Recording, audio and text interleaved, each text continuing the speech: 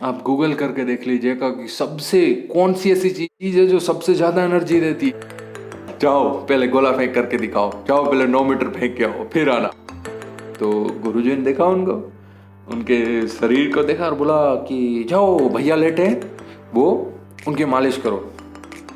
तो लगातार आप मानेंगे नहीं, सर ने मुझे बताया कि 3 महीने तक उनको सिर्फ बड़े एथलीट की मालिश ही करवाते रहे। नहीं करूंगा मैं, ग्लाइड सीखूंगा। और क्यों?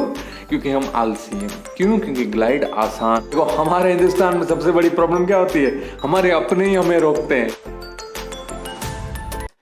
हेलो एवरीवन, मैं हूं नारायण गढ़वी और आप देख रहे हैं सोनल एथलेटिक्स। आज की वीडियो मास्टर वीडियो इसलिए है क्योंकि आज मास्टर ज्ञान मिलेगा भाई।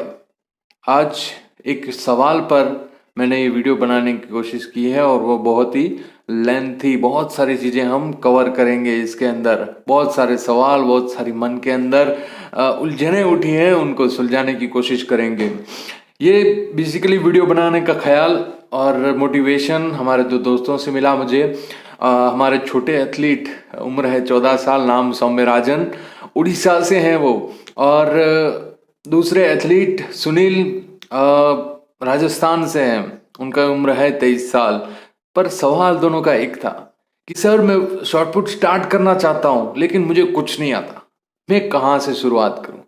कई लोगों ने, मैं दावे के साथ कह सकता हूं, शुरुआत तो कर दी होगी लेकिन पता ही नहीं होगा कि कैसे शुरुआत करते हैं। क्योंकि अंत भला तो सब भला, वो बात तो सही है, लेकिन अच्छी शुरुआत आधी जीत का वहीं पर प्रमाण है। तो कई सारे एथलीट बहुत ज़्यादा स्ट्रगल करने के बाद भी उनको उतना रिजल्ट नहीं मिल पाता क्योंकि हमने शुरुआत सही से नहीं की। हमने शुरुआत बहुत ही धैर्य और पेशेंस के साथ नहीं की और हमें पता नहीं था कि कैसे शुरुआत करें। तो बहुत ही डिटेल में मास्टर वीडियो, आपकी सारी क्वेरीज सॉल्व हो जाएंगी और आपको पता चलेगा कि कैसे हम धीरे धीरे करके आगे बढ़ेंगे। तो सवाल था सौम्यराजन और सुनील का, लेकिन काम बनेगा सबका। तो भाई सवाल था कि शुरुआत कैसे करें, लेकिन अब मैं इसको छोटे छोटे टुकड़ों में बांटकर हर एक पहलू पर आने की कोशिश करूंगा। सबसे पहले देखो, एक अगर आपने डिसाइड कर लिया है कि आपने शॉटपुट थ्रोअर बनना है, आपने जेवलिन थ्रोअर बनना है, आपने डिस्कस थ्रोअर बनना है, दो रीजन हो सकते हो उससे। मैंने अपने शॉटपुट के सबसे पहले वीडियो, चैनल का दूसरा वीडियो, क्योंकि चैनल का पहला वीडियो डिस्कस पर था और चैनल का दूसरा वीडियो लेकिन शॉटपुट का वो पहला वीडियो था, उसमें मैंने बताया था कि हमारे यहाँ 2 तरह के एथलीट होते हैं। सबसे पहले जो मजबूरी में एथलीट बनते हैं और दूसरे जो शौक से एथलीट बनते हैं। मजबूरी कैसी? जैसे कि पुलिस का एग्जाम हो गया, कई सारे एथलीट हमारे भाई पुलिस वाला बनना चाहते हैं लेकिन हमारी सिस्टम कहते कि जाओ पहले गोला थ्रो करके आओ। बताओ इसने कि मेरे हाथ पर किसने लिख दिया कि तुम्हारा बाप चोर है? वही वाला, जाओ पहले गोला फेंक करके दिखाओ, जाओ पहले 9 मीटर फेंक के आओ फिर आना। तो मजबूर बनाती है सिस्टम कि आप गोला फेंकिए। अब गोला फेंक हो गया, चक्कर पे कोई भी एथलेटिक्स इवेंट बहुत कॉम्प्लेक्स होती है। आसान थोड़ी है कि भाई खिचड़ी है खा ली, ऐसे नहीं होता ना। हमें बहुत सारी टेक्निक उसके अंदर इन्वॉल्व हो जाती है, भले ही आपकी एज कितनी हो, भले ही आपका वेट कितना हो, लेकिन अगर आपके पास जो रिक्वायरमेंट है, जो स्पोर्ट एक रिक्वायर करता है वही नहीं है, तो आप उसमें सफल नहीं हो पाएंगे। पहले एथलीट होते हैं, अब उसमें भी दूसरी कैटेगरी है, एथलीट जो क्लास 1 ऑफिसर बनना चाहते हैं। मैं दूसरी मास्टर वीडियो बनाऊंगा जिसके अंदर हम टॉपिक करेंगे कि स्पोर्ट जो है क्या वो एकेडमी से भी बेहतर है क्या। सबसे देखो, एकेडमी के सबसे टॉच में क्या आता है कि आप आईआईटी करके सबसे बड़े इंजीनियर बन गए, नंबर 2 आप आईआईएम करके मैनेजमेंट के भाई महागुरु बन गए, या फिर आपने यूपीएससी क्लियर की और आप देश के प्रशासनिक अधिकारी आईएएस आईपीएस बन गए। तो क्या स्पोर्ट से टक्कर ले सकता है? क्या मैं आपके पेरेंट्स को, देखो हमारे हिंदुस्तान में सबसे बड़ी प्रॉब्लम क्या होती है, हमारे अपने ही हमें रोकते हैं कि भाई ये मत कर, है ना। एडवर्टाइजमेंट भी आती थी पहले खेलो इंडिया के प्रोमो के पहले कि पढ़ेगा लिखेगा तो बनेगा नवाब और खेलेगा कूदेगा तो बनेगा बेकार। भाई उस सवाल का हम जवाब देंगे और आपको टेक्निकली सरकार की नीतियों के साथ में प्रूव कर दिखाऊंगा कि स्पोर्ट बेटर है कि आप उतनी मेहनत एकेडमिक्स में करें जितनी आप कर रहे हैं ना, उससे अगर थोड़ी भी आधी भी मेहनत अपने स्पोर्ट में की ना तो आपको बहुत ही बेहतरीन रिजल्ट मिल सकते हैं। आपको क्लास 1 जॉब भी मिल सकती है, आपको पूरी दुनिया जानती है और आपके करोड़ों रुपए, जैसे ओलंपिक में अभी पीवी सिद्धू और साइना नेहवाल ने जब मेडल दिलाए तो उन्हें कई सारे करोड़ भारत सरकार ने दिए, उनकी राज्य सरकार ने दिए और फेडरेशन ने दिए, BMW वालों ने गाड़ी दी और नामना शोहरत इज्जत जिसका कोई सानी नहीं है। तो मैं उस मास्टर वीडियो में आपको बताऊंगा कि कैसे स्पोर्ट की चॉइस बेटर है, ताकि आप अपने घर वालों को भी, जो एथलीट पैशन से बनना चाहते हैं ना, वो अपने घर वालों को भी कन्विंस कर दें कि स्पोर्ट इज बेटर देन भाई गधा मजूरी जो एजुकेशन के पीछे हम कर रहे हैं। क्योंकि हमारी पूरी एजुकेशन सिस्टम एक तरीके से इतनी प्राचीन हो चुकी है, अंग्रेजों की बनाई हुई, कि भाई उनका जब इंडस्ट्रियल एरा खत्म हुआ तो साथ ही हमारी सिस्टम भी फेल हो गई। तभी तो हम आज शिक्षित बेरोजगार पैदा कर रहे हैं। तो वो तब हम उसके अंदर कवर करेंगे। तो पहले तो ये वाले कि भाई हमें पुलिस के लिए बनाया। दूसरी टाइप के एथलीट इसमें ऐसे होते हैं कि भाई हम गवर्नमेंट स्पोर्ट कोटे की भर्ती निकालती है हर साल। सेंट्रल गवर्नमेंट में आपको कई सारे जॉब्स सिर्फ स्पोर्ट कोटे की, उसके अंदर ना ही आपको एग्जाम देनी होती है, ना ही आपको कोई फिजिकल देनी होती है, ना रिटर्न एग्जाम, ना इंटरव्यू। आप सीधा आए, रिक्वायरमेंट क्या है, आप नेशनल का सर्टिफिकेट लेकर आइए और आपको क्लास 2 क्लास 3 जॉब ऑफर हो जाती है। और उसमें सिर्फ स्पोर्ट वाले ही कम्पीट करते हैं, सिर्फ सर्टिफिकेट आपके वेरीफाई होते हैं। तो कुछ एथलीट स्पोर्ट कोटे की भर्ती में आने के लिए एथलेटिक्स को या फिर किसी और स्पोर्ट को चुनते हैं। दूसरे कोई एथलीट, हमारे टॉप लेवल के एथलीट, यार इंडिया को मेडल क्यों नहीं आ रहा है, उसका सबसे बड़ा रीजन, आप किसी भी बड़े रेसलर हो गया, कोई भी हो गया, आप उसकी वीडियो देखिए, आप उनकी मेंटालिटी को समझिए। वो क्या कहते हैं कि मेडल आ जाएगा, एशियन गेम्स में मेडल आ जाएगा, कॉमनवेल्थ में आ जाएगा, ओलंपिक में आ जाएगा और फिर हम लाल बत्ती वाली गाड़ी में घूमेंगे। क्योंकि सरकार ने ऑफर की है भाई, आपको क्लास 1 जॉब जो यूपीएससी देती है वही आपको, अगर मेडल आया, आप वर्ल्ड इवेंट्स में आपको मेडल आता है तो वो सरकारें भी देंगी। तो इसलिए कई एथलीट उस तरफ, मतलब कि आपका साध्य कोई और है और आप साधन किसी और को चुन रहे हैं, तो किसी कहीं और जाने के लिए आप किसी और चीज का इस्तेमाल कर रहे हैं। तो ऐसे आते हैं। तो नंबर, ये एक कैटेगरी के एथलीट हो गए। दूसरी कैटेगरी के एथलीट होते हैं जो दिल से करना चाहते हैं, उनको नहीं फर्क पड़ता कि भाई मेरे पास पैसे कितने होंगे, मेरी गाड़ी कितनी बड़ी होगी, मेरा घर कितना बड़ा होगा। उनके अंदर सिर्फ एक ही तरह के जज्बात होते हैं कि भाई बस अपने को देश को मेडल दिलाना है ना, एक अच्छा एथलीट बन के दिखाना है और देश का नाम रोशन करना है, तिरंगा लहराना है और जन गण मन बजना चाहिए जब हम मेडल सीने पर टांग के खड़े हों। तो 2 तरह के एथलीट होते हैं। पहले तो ये कि भाई जॉब पाने के लिए, दूसरे कि मेडल पाने के लिए। तो जो देखो, बुराई किसी में नहीं है। अगर कोई आपको, कोई अथॉरिटी आपको कंप्लाई कर रही है, आप नहीं भी बनना चाहते फिर भी कि भाई आप गोला फेंक करिए तभी आपका सिलेक्शन होगा। दूसरा, आप इस सारे कंपटीशन जो लगे हुए हैं, कोचिंग सेंटरों की तो दिमक लगी हुई है पूरी, जहां देखो आपको गली नुक्कड़ पे एक कोचिंग सेंटर मिलेगा कि इसकी तैयारी करो, उसकी तैयारी करो। तो उस आप कंपटीशन से अपने आप को बचा के एक नया रास्ता चुनते हैं, तो उसमें भी क्या बुराई है? कोई बुराई नहीं है। लेकिन तब आपको अपने गोल डिसाइड करने पड़ते हैं कि भाई मैं इतना फेंकूंगा, जैसे मैं 9 मीटर फेंकूंगा तो मेरा पुलिस में सिलेक्शन हो जाएगा। जैसे मैं हर साल AFI अपना लिस्ट निकालती है कि भाई अगर आपने इतना मीटर फेंका तो आप ओपन नेशनल में पार्टिसिपेट कर सकते हैं। और जब भी जॉब निकलती है तो हमारी सरकार ये नहीं कहती कि भाई आपका नंबर होना चाहिए, आप 1 2 3 में ही आने चाहिए तभी आप एलिजिबल होंगे। नहीं, कंपटीशन बाद में उसमें बढ़ा सकते हैं हम, लेकिन अगर आपके पास नेशनल का पार्टिसिपेशन का भी सर्टिफिकेट है तो भी आप किसी भी सेंट्रल गवर्नमेंट की स्पोर्ट कोटे की भर्ती के लिए आप एलिजिबल हो जाते हो। ठीक, तो जैसे डिस्कस के लिए AFI निकालती है कि भाई शॉर्टपुट के लिए निकालती है कि आपका 15 मीटर से ऊपर होना चाहिए, डिस्कस के लिए निकालती है कि आपका 45 मीटर से ऊपर होना चाहिए, तभी आप ओपन नेशनल में पार्टिसिपेट कर पाते हो। तो अपने दिमाग में वो अपने को बाउंड्री लाइन सिलेक्ट करनी पड़ती है, ताकि देखो अगर कोई भी एथलीट है वो गोला फेंक सिर्फ इसलिए सीख रहा है क्योंकि उसे पुलिस में जाना है, तो भाई आपकी प्रायोरिटी क्या होती है कि आप पूरा दिन तो पढ़ाई में लगाएं, साथ में आप रिफ्रेशमेंट के तौर पर 1-2 घंटा अब शॉर्टपुट की प्रैक्टिस करें, जिससे कि आपको जब फिजिकल देना पड़े तब आप रिजेक्ट ना हो। अगर पूरा दिन शॉर्टपुट करता रहेगा, मैं बताता रहूंगा भी ये कमी है, आप इसे सुधारिए, ये सुधारिए, तो वो मैं वर्ल्ड क्लास एथलीट बनाने के लिए आपको ये बताता रहता हूँ कि देखो। और दूसरी चीज, मैं अपनी कुछ नहीं बताता कि मैंने ये किया, मैं कहा कि देखो वर्ल्ड क्लास एथलीट जो वर्ल्ड चैंपियन है, जो ओलंपिक गोल्ड मेडलिस्ट हैं, वो क्या कर रहे हैं उसे करो। तो मैं वही बताता रहता हूँ इस चैनल पे कि जो हमारे बड़े हैं, हमारी भारतीय संस्कृति क्या सिखाती है हमें कि अपने बड़ों से सीखो। और हमारे फिल्म में हमारे बड़े कौन है? जो वर्ल्ड चैंपियन है, जो इंडिया के चैंपियन है, जो ओलंपिक चैंपियन है। तो उनसे देखकर उनकी स्टाइल कॉपी कर करके वो क्या कर रहे हैं हम वो करेंगे। एक और हमारे एथलीट ने मुझे व्हाट्सएप पर सवाल किया था कि मैं कुछ मतलब एक अनकन्वेंशनल कुछ नई चीज ट्राई कर रहा हूँ, उससे मेरा शॉर्टपुट का थ्रो बढ़ रहा है, तो क्या वो सही है गलत है? मैंने कहा कि कोई भी नई चीज ट्राई करने में कोई बुराई नहीं है। कोई भी आप नई चीज करते हो इसका मतलब आपके अंदर कुछ नया सीखने की जिज्ञासा है, आपके अंदर एक्सपेरिमेंटल मेंटालिटी है कि मैं कुछ नया सीखकर इंप्लीमेंट करूं। लेकिन उसके अंदर आपको यही ध्यान रखना है कि भाई नया जो है वो साइड इफेक्ट में क्या देके जा रहा है, क्या वो मेरे लिए इंजरी तो नहीं देके जाएगा मुझे। तो सबसे पहले आप सीखें कि हमारे बड़े क्या कर रहे हैं, उसको कॉपी करें। जब आप देख पाएंगे कि हमारी स्टाइल बेहतर हो गई है, अब हम उनसे जितना सीखना था वो हम सीख चुके हैं, अब हमें और आगे बढ़ना है, तब आप कुछ नया एक्सपेरिमेंट कर सकते हो। और इस जर्नी में जब आप उनको सीख कर उनके जैसा बनते हो तो उस जर्नी में आपको पता चल जाता है कि क्या सही है और क्या गलत है। तो उस जर्नी के बाद आप अपने आप पर एक्सपेरिमेंट कर सकते हैं कि मैं मेरा पैर इस डायरेक्शन में लूं, मैं मेरा उस डायरेक्शन में ले। क्यों? क्योंकि कोई भी टेक्निक परफेक्ट नहीं है।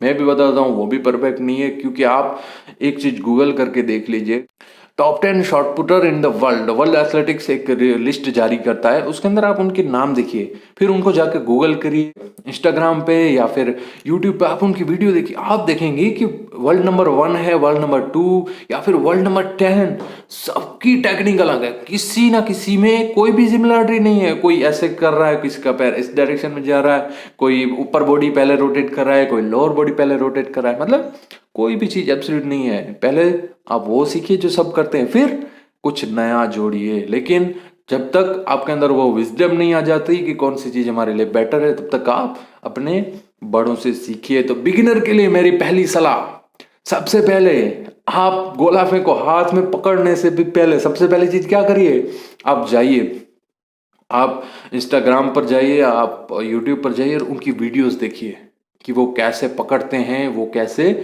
थ्रो करते हैं, उनकी टेक्निक क्या है। पहले चित्र अपने दिमाग में बनाइए। जब आप बड़ी बड़ी चीजें देखते हैं, आपने पिरामिड देखा, आपने ये हमारा ताजमहल देखा, वो क्या ऐसे ही बन गए कि भाई ईंट पे ईंट रखी ताजमहल बन गया? ऐसे नहीं। जो कलाकार होता है ना, उसके दिमाग में ताजमहल पहले बनता है। कोई भी चीज दिमाग में पहले बनती है, रियल लाइफ में बाद में आती है। तो पहले अपने दिमाग में सेट करिए कि कैसे थ्रो किया जाता है, और वो सेट कैसे होगा जब आप अपने से बड़ों को देखेंगे कि देखो ऐसे थ्रो करते हैं।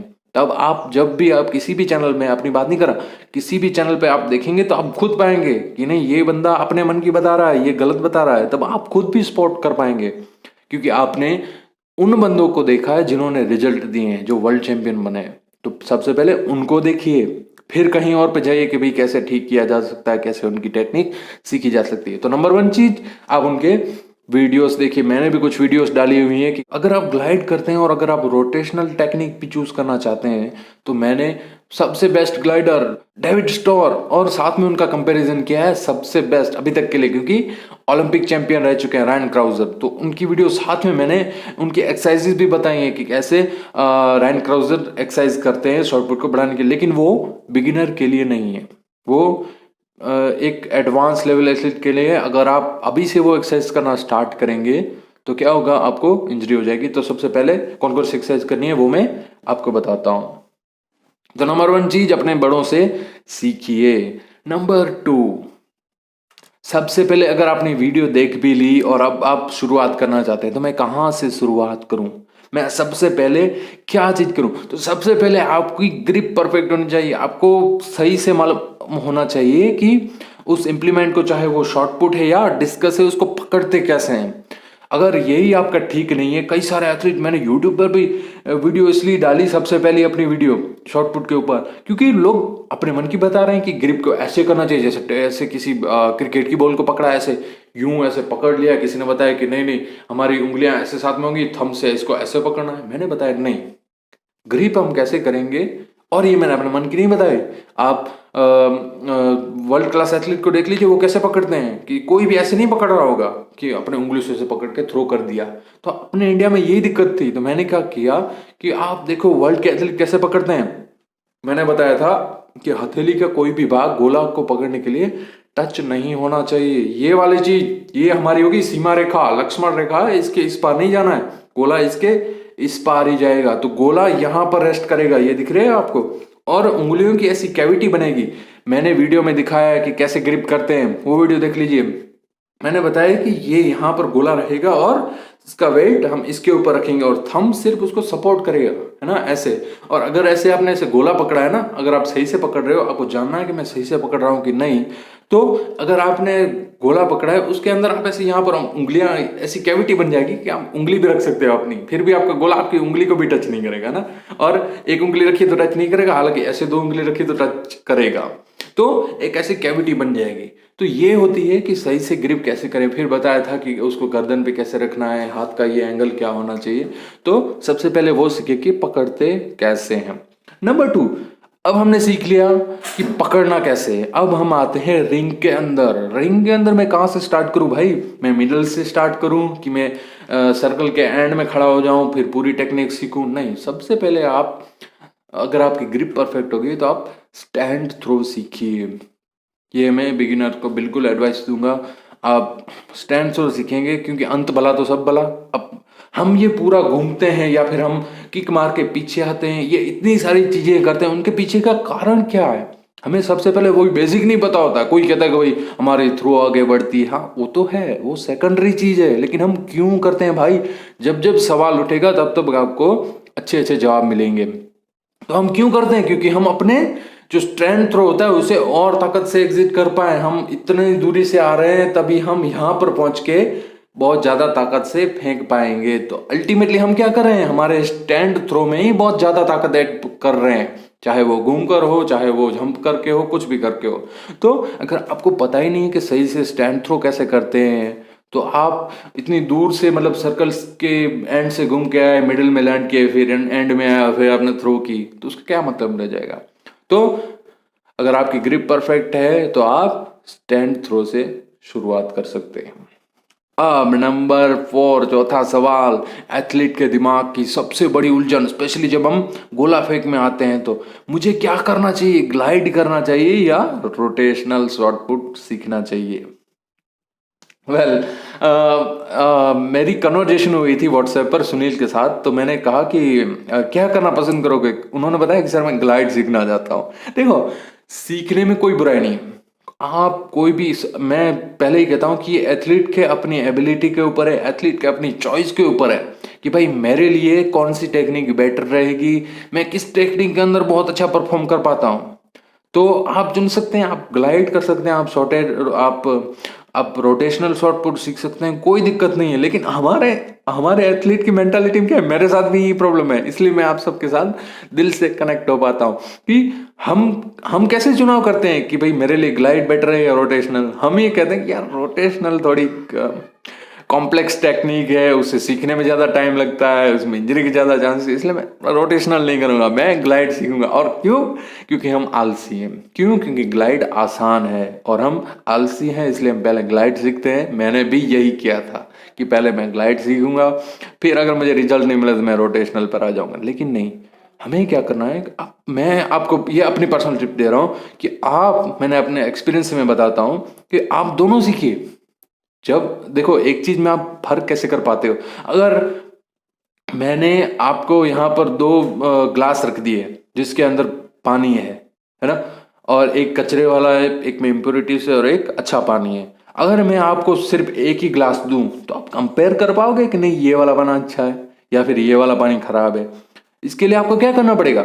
आपको दोनों ग्लास के पानी को पीना पड़ेगा, टेस्ट करना पड़ेगा, तभी आप समझ पाओगे नहीं भाई इसमें कचरा है, इसमें अच्छा पानी। अगर दोनों ही पानी मैंने ऐसे ही रख दिया तो आप थोड़ी बता पाओगे कि ये पानी बेटर है। तो सेम चीज टेक्निक के साथ भी होती है। कोई भी ये नहीं कह सकता कि ग्लाइड बेटर है, कोई भी ये नहीं कह सकता कि रोटेशनल बेटर है।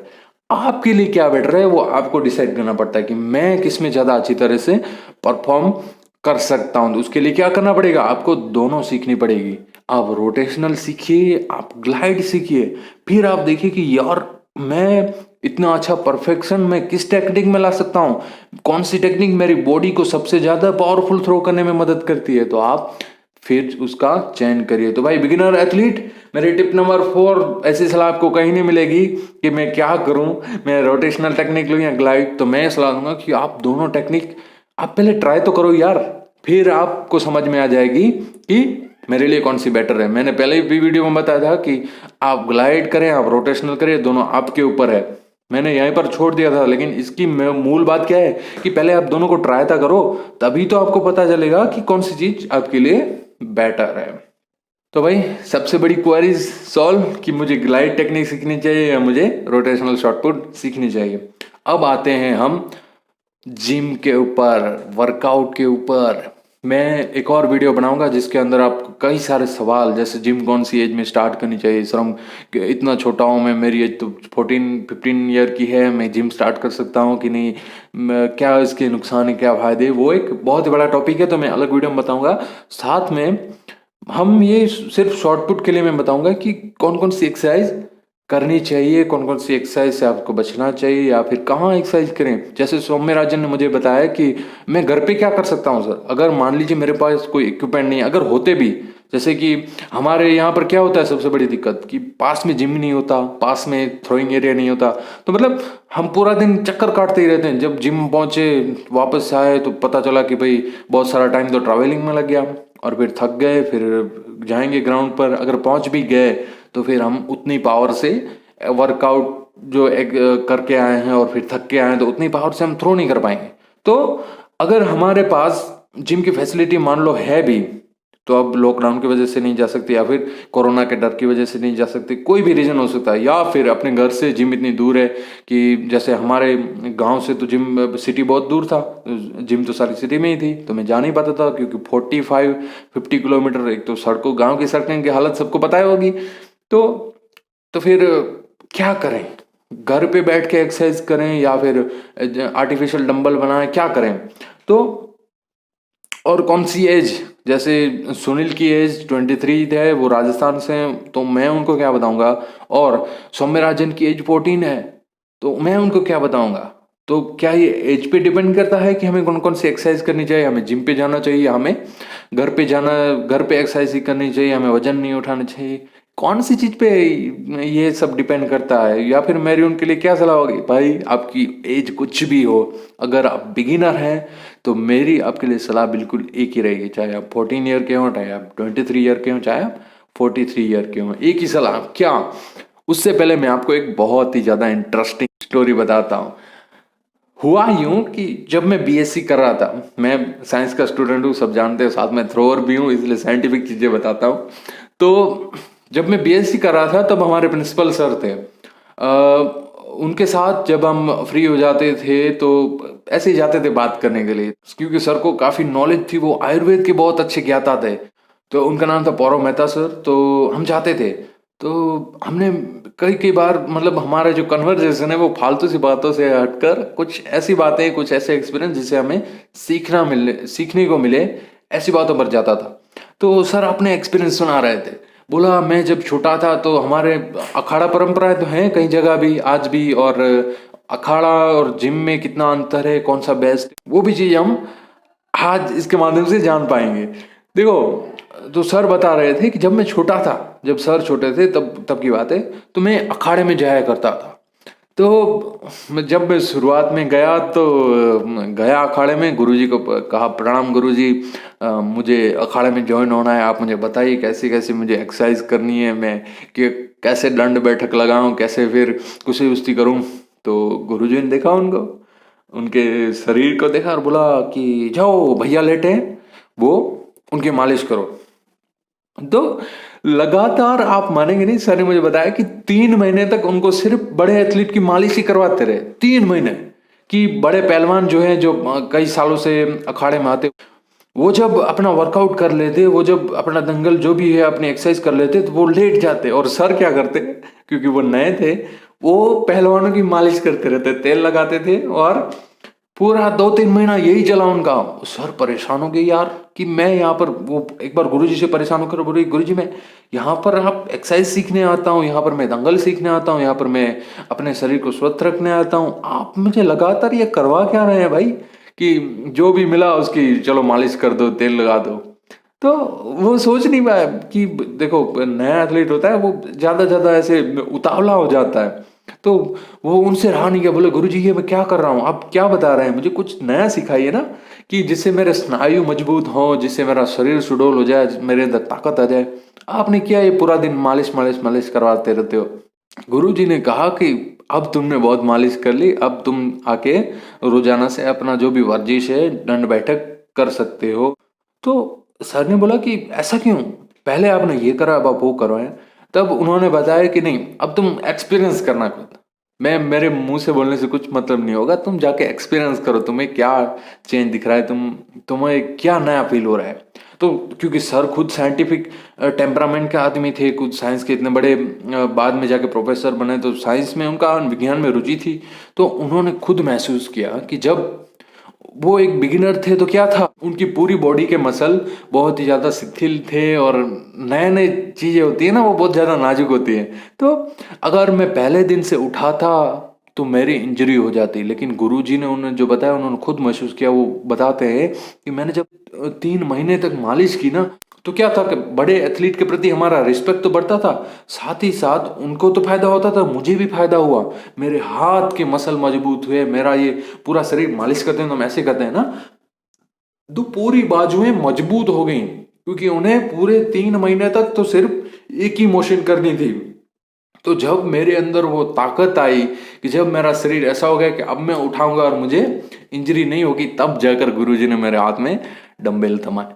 कितनी बड़ी बात है, ये शान में समझा दिया। हमारी परंपराएं तो देखिए आप कितनी महान है, अखाड़ा की परंपराएं, कि पहले आप अपने शरीर को उस लायक बनाइए, फिर आप जाकर कुछ भी कर सकते हैं, अपने शरीर से कोई भी काम ले सकते हैं। हमारे यहाँ जिम में उल्टा होता है, हम क्या करते हैं, पहले ही दिन से 10-20 किलो उठा लिए, दूसरे दिन हाथ ऐसे हो रहे हैं, बोला कि भाई बाइसेप मार के आया या फिर लेग मार के आया, फिर जब पता चला कि सुबह बैठा ही नहीं जा रहा है तो यही सारी चीज उतावलापन हमारे अंदर पैदा कर दिया है। तो कई सारे एथलीट सवाल पूछते हैं कि सर मुझे गोला फेंक बढ़ाना है और मुझे एक्सरसाइज दिखाओ। तो मैंने अपने यूट्यूब चैनल पे बेसिक एक्सरसाइज बताई। कई सारे लोग तो ये भी कहते हैं कि सर इन एक्सरसाइज से क्या होगा, ये वाली एक्सरसाइज तो बहुत सिंपल है, इससे क्या करूं मैं। तो वो जो मैंने एक्सरसाइज बताई वो कंडीशनिंग एक्सरसाइज है भाई, वो बिगिनर के लिए है, लेकिन अपने आप को बिगिनर पहले मानो तो सही, आप अपने शरीर को इस लायक बनाओ तो सही कि आप जब ज्यादा वजन उठाने जाओ तो आपका शरीर आपके हिसाब से चले। तो पहले वो एक्सरसाइज करके अपने शरीर को आप उस फ्लो में लाइए।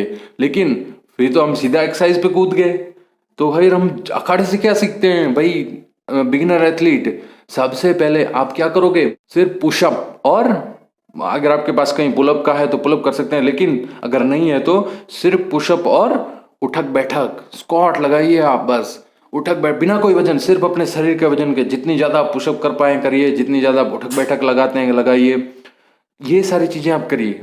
तो इससे क्या होगा कि आपका शरीर पूरे फ्लो में आ जाएगा। तो जितने भी एथलीट जो कहते हैं कि मुझे बस नई शुरुआत करनी है, मैं जिम में जाना चाहता हूँ, वहां पर वजन उठाऊंगा मेरा गोला फेंक बढ़ जाएगा, ऐसे नहीं बढ़ता भाई। आराम से बढ़ाएंगे तो बढ़ेगा, नहीं तो कई सारे एथलीट को मैंने ऐसे भी देखा है कि उनको इंजरी हो गई, वो 6-6 महीने तक उठ भी नहीं पाए। सोचो फिर वापिस वही चलना सीखे, वही चीज वापिस फिर टेक्निक सीखे, तो इतना टाइम वेस्ट करने का क्या फायदा, और शरीर को इतना कष्ट देने का क्या फायदा। तो सबसे पहले अपने आप को लायक बनाइए, सफलता आपके कदमों में आ गिरेगी, आप सफलता के पीछे मत भागिए। तो यही चीज हमारे बॉडी पर भी इम्प्लाई होती है। सबसे पहले अपनी बॉडी को कंडीशन करिए ताकि आप इंजरी से बचे रहें। तो एक्सरसाइज के लिए टिप, अगर आपके पास जिम है नहीं है क्या फर्क पड़ता है, अगर आप घर पे हैं आपको बाहर नहीं निकलना पड़ता, उठक बैठक करने और डिप्स लगाने के लिए कितनी जगह चाहिए भाई। तो दंड बैठक लगाइए और अपने शरीर को कंडीशन करिए 1-2 महीने तक, फिर आप जो मैंने एक्सरसाइज डाली है बिगिनर के लिए वो करिए। वो नहीं की तो फिर मत बताना कि रिजल्ट नहीं मिला। अच्छा, कुछ लोग इतने मतलब धैर्य की उतनी कमी होती है, वो ऐसे भी बताते कि सर ये तो मैंने एक्सरसाइज की लेकिन उससे फर्क तो नहीं पड़ा। भाई रातों रात पड़ता है क्या, ये एक्सरसाइज आप करेंगे, उसके बाद जब आप इंटरमीडिएट लेवल में आएंगे, आप बिगिनर लेवल, आप बिगिनर से एडवांस में तो नहीं आ सकते, आप इंटरमीडिएट पे आए, आप एडवांस लेवल पर, तब आप देखेंगे कि कैसे फटाक से डिस्टेंस बढ़ रही है। ये आपको कंडीशन करता है। मैंने बताया ना, कम वेट लेना है, ज़्यादा रिपीटेशन, वो मैंने सारी वीडियोस में बताई है। तो जब उससे आप अपनी बॉडी को कंडीशन कर लेंगे, उसके बाद आप इंटरमीडिएट लेवल की एक्सरसाइज, आप मास्टर लेवल की एक्सरसाइज, उसके भी वीडियो मैंने डाले हुए हैं। ये ऐसे फालतू की नहीं है कि भाई कोई कंटेंट नहीं मिल रहा था इसलिए मैंने वीडियो डाल दिया। ये मेंटालिटी को बदलो। ये मैंने वीडियो रायन क्राउजर के इसलिए डाले हैं तीनों तीन, ताकि आप देखें। मैं अपना पर्सनल नहीं बताऊंगा कि मैं कौन से एक्सरसाइज कर रहा हूँ ये वो, और आप यकीन भी क्यों करो, क्योंकि इसलिए तो मैंने पहले ही बताया कि अपने बड़ों से सीखना है।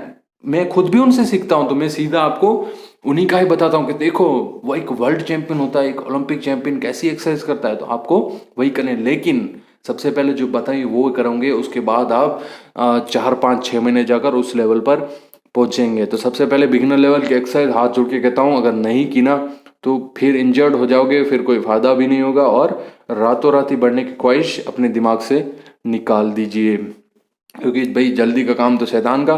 तो और एथलीट का सबसे बड़ा गुण होता है धैर्य, वो मैं बहुत बताता रहता हूँ। अगर आपके पास धैर्य नहीं है तो आप एथलेटिक्स क्या लाइफ में कहीं भी कुछ नहीं कर पाते, क्योंकि बड़ी चीज़ें होने में टाइम लगता है। झोंपड़ी आप रातों रात ही बना सकते हैं, लेकिन महल बनाने में आपको सालों की मेहनत लग जाती है। तो यही चीज़ कि एक्सरसाइज क्या करनी है वो डाउट हो गया क्लियर। अब आते हैं डाइट के ऊपर। कई सारे एथलीट के दिमाग में ये बहुत ही बड़ा एक विचित्र चित्र हमारी एडवर्टाइजिंग इंडस्ट्री ने खड़ा कर दिया कि भाई ये वाला डाइट होना चाहिए, एथलीट को इतना प्रोटीन खाना चाहिए, आपके हाथ में इतने कार्ब्स होने चाहिए, आपके डिश में इतने फैट होने चाहिए, ये वो। ऐसा कुछ नहीं होता। ये सब वो लोग हैं जो आपको अपना प्रोडक्ट चिपकाना चाहते हैं। आप पैसे दीजिए, वो प्रोडक्ट दे देंगे, बस बात खत्म। आपके शरीर में क्या फर्क पड़ा, आपकी जरूरत कितनी, उससे किसी को कोई मतलब नहीं है। कई सारे मैंने देखा जिम के ट्रेनर भी ऐसे बताते रहते हैं, जो मतलब जिनके अपने पास एजेंसी होती है प्रोटीन का डब्बा बेचने की। वो क्या बताते रहते हैं कि भाई आपके शरीर का जितना वेट है उतना आपको उतने ग्राम में आपको प्रोटीन खाना चाहिए। ये आप एक नॉर्मल के लिए, और अगर आप बॉडी बिल्डिंग करते हैं तो जितना आपका वेट है उससे डबल ग्राम प्रोटीन आपको खाना चाहिए। जैसे मान लो कि मेरा वेट 50 है, तो एक नॉर्मल इंसान को रोज का 50 ग्राम प्रोटीन खाना चाहिए। लेकिन अगर आप बॉडी बिल्डिंग करने आते हो और आपका वेट 50 है, तो आपको रोज का 100 ग्राम प्रोटीन खाना चाहिए। किसने बताया ये? हमारे देश में इस फील्ड में सबसे बड़े कौन है? मैंने यूट्यूब पर वीडियो चैनल देखी थी, भूपेंद्र धवन, द्रोणाचार्य अवार्ड से सम्मानित। उन्होंने बहुत ही world class athlete, world champion बनाए, भारत के मिस्टर इंडिया, मिस्टर वर्ल्ड बनाए। आप उनकी वीडियो देखिए। उन्होंने एक वीडियो में बताया, मुझे बहुत अच्छा लगा, मेरा खुद का भी डाउट क्लियर हो गया, कि उन्होंने बताया कि भाई ये चीज़ है ना, ये मार्केटिंग के लिए होती है।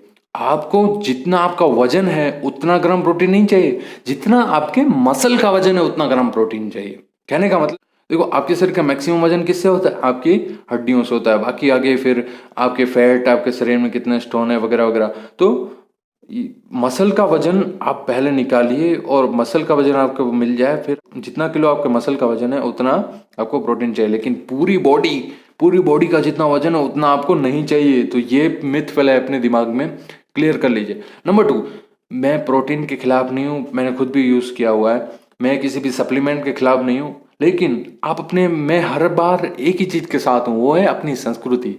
आप हमारी हिंदुस्तानी संस्कृति को देखेंगे तो आप पाएंगे कि कैसे लोग गांव से निकलकर बड़ी बड़ी सफलताओं को हासिल करते थे। आप अपने पुराने पहलवानों को देख लीजिए, चाहे वो गमा पहलवान हो गया, गुलाम मोहम्मद जी, या फिर आप दारा सिंह को देख लीजिए। आप किसी भी बड़े मतलब एथलीट जिसके अंदर बहुत ताकत है, जो हमारे गांव से, छोटे छोटे गांव से निकले हैं, उनको देख लीजिए। क्या उन्होंने कभी ऐसी गोलियां ली थी? क्या उन्होंने कभी प्रोटीन के डब्बे खाए थे? क्या उन्होंने कभी इंजेक्शन दिया था? नहीं। उन्होंने क्या किया, जो अपने घर में, देखो गांव वालों को ये बहुत बड़ा बेनिफिट है, जितना बेनिफिट शहर वालों को है कि भाई उनके शहर में जिम पास में होती है, उनके लिए कहीं भी इक्विपमेंट्स उन्हें जल्दी मिल जाते हैं, उनके लिए थ्रोइंग करने के लिए ग्राउंड उन्हें म्यूनिसिपैलिटी प्रोवाइड करती है। गांव में ऐसा कुछ नहीं होता। गांव में आपको जिम भी नहीं मिलेगी, आपको थ्रोइंग करने के लिए एरिया भी नहीं मिलेगा, आपको अगर एक इम्प्लीमेंट जैसे डिस्कस टूट गई तो आपको खरीदने भी शहर जाना पड़ेगा। लेकिन गांव वालों के पास सबसे बड़ा एडवांटेज क्या है? उनकी डाइट। उनका खाना इतना ताकतवर होता है ना कि उनको कुछ लेने की जरूरत नहीं पड़ती। जैसे जैसे हम क्या खाते हैं रोज, हमारे गांव वालों के पास, सबके पास गायें होती है, तो घर में दूध दही छाछ वो तो सबके पास होता है, और वही सभी मानते हैं कि भाई दही वो बेटर है as a pre workout also, as a post workout also, क्योंकि उसके अंदर सही मात्रा में एसिड्स जो कि प्रोटीन का बेस बनाते हैं और कार्ब्स होते हैं। दूसरी चीज, हम सिंपली क्या खाते हैं, आलू चावल रोटी, जो बहुत ही कार्बोहाइड्रेट का बहुत अच्छा सोर्स है, साथ में हम घी मक्खन खाते हैं। आप गूगल करके देख लीजिएगा, आप चाहे वेजिटेरियन हो चाहे नॉन वेजिटेरियन हो, चाहे आप प्रोसेस्ड फूड खाते हैं जो कंपनी नहीं बनाती कि भाई ये लो इतने में इतना सारा एनर्जी, इतना पाउडर ले लो, इतना बार खा लो, इसमें इतना सारा एनर्जी, अभी तक कोई पैदा नहीं हुआ जो अपने एक देसी प्रोडक्ट को टक्कर दे जाए। आप गूगल करके देख लीजिएगा कि सबसे कौन सी ऐसी चीज है जो सबसे ज्यादा एनर्जी देती है, आपको गूगल पर टॉप नंबर पे दिखाएगा घी, वो भी किसका, देसी गाय का। क्योंकि देखो, गाय को इसलिए हम पूजनीय मानते हैं क्योंकि उसकी सारी चीजें इतनी सात्विक होती है, दूध परफेक्ट फूड है, घी सबसे पावरफुल फूड है। तभी तो देखो हमारी प्राचीन परंपराएं क्या करती थी, सारा इस्तेमाल, जैसे हवन यज्ञ हो गया उसके अंदर गाय के घी का इस्तेमाल, क्यों, उसके अंदर एनर्जी ही इतनी है। तो जो नॉर्मल चीजें होती हैं वही, आप जैसे गांव का डाइट होता है वैसे आप डाइट रखेंगे तो आपको कोई भी एक्स्ट्रा चीज करने की जरूरत नहीं पड़ेगी। तो डाइट के लिए मैं बताऊंगा कि आप, हाँ, सीजनल फ्रूट खाइए, आप सलाद खाइए, और गांव में जो बेसिकली मिलता है वो खाइए। नंबर 2 कि आप जो रेडी पर मिलता है ना कुक्ड फूड, जो फास्ट फूड, उससे मत खाइए, ऐसा नहीं कहूँगा, क्योंकि आप बिगिनर हैं, आप कम करिए उसे। अपनी जबान पे कंट्रोल लाएंगे तो आप खुद के भी स्वामी बन जाएंगे। तो उसके आप कम करेंगे तो यही आपका डाइट हो गया, आपको एक्स्ट्रा कोई खर्चा करने की जरूरत नहीं, एक्स्ट्रा खाने की, एक्स्ट्रा भूखे रहने की भी कोई जरूरत नहीं है। तो ये हमारा पार्ट हो गया डाइट का खत्म। अब सबसे इंपॉर्टेंट, माइंड गेम, धैर्य। मैं अपने एथलीट के साथ चर्चा करते हुए भी बताता हूं कि एथलीट का सबसे बड़ा गहना क्या होता है, उसका धैर्य।